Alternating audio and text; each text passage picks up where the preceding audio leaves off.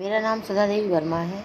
मैं आपको पंचतंत्र की एक कहानी आपसी झगड़े का फल सुना रही हूँ। एक शेर था, बड़ा बलवान और क्रोधी।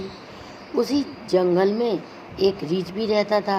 वह भी बलवान और साहसी था। दोनों अपनी अपनी मांदों से निकलकर बाहर आए, अंगड़ाई लेकर सुस्ती उतारी, फिर शिकार की तलाश में इधर उधर नज़र डाली। वहाँ आसपास एक हिरण था जो उन दोनों महाबलियों को देखकर पत्थर की मूर्ति बन गया।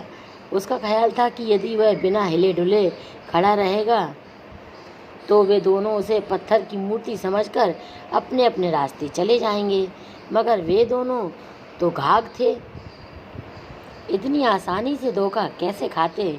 उन्हें तो उसके लजीज मांस की गंध आ चुकी थी।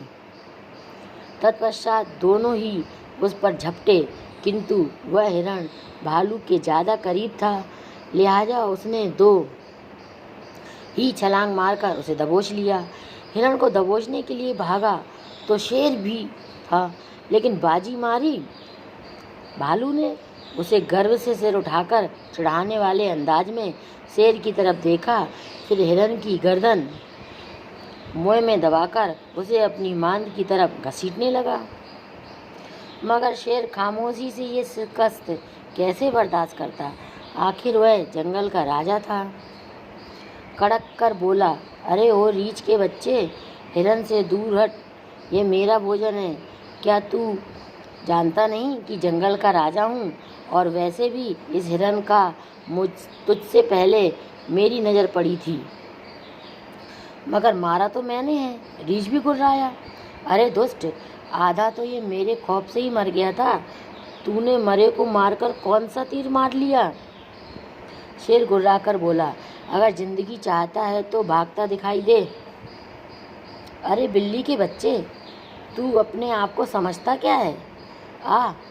अगर अपनी ताकत पर इतना ही घमंड है तो पहले मुझसे दो दो हाथ कर ले। शेर की भला इतनी बात कहाँ सहन होती। क्रोधी तो वह था ही। फौरन रीछ पर झपट पड़ा। देखते ही दोनों में गुत्थम गुत्था हो गई। उधर एक गीदड़ जो शेर को जूठन खाने के चक्कर में उसके पीछे लगा हुआ था, उसने उन दोनों को भिड़ते देखा तो हिरण की दावत उड़ाने बैठ गया। कुछ देर बाद जब वे दोनों लड़ते लड़ते थक गए तो उन्होंने हिरण की तरफ देखा।